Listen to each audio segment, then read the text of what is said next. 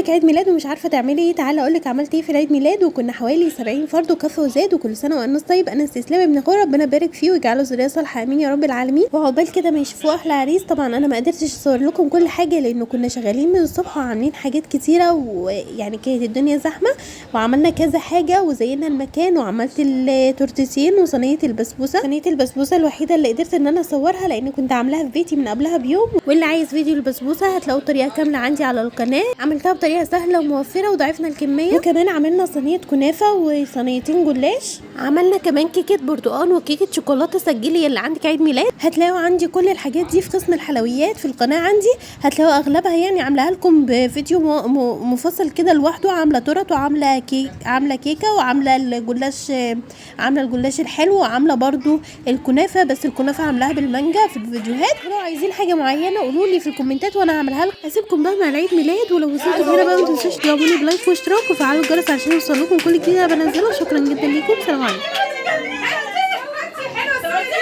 حلوه يا حبيبي الصوره دي، صورتيها ولا ايه؟ زي بصي لي كده عندي حتى انا صورت فيه بس عادي، مش مشكله يعني. سنة حلوة يا جميل، سنة حلوة يا جميل، سنة حلوة يا ناس، سنة حلوة يا جميل.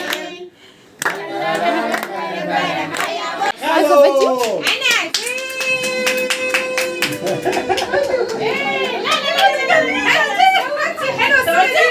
حلوه يا حبيبي الصوره دي، صورتيها ولا ايه؟ زي بصي لي كده عندي حتى انا صورت فيه بس عادي، مش مشكله يعني.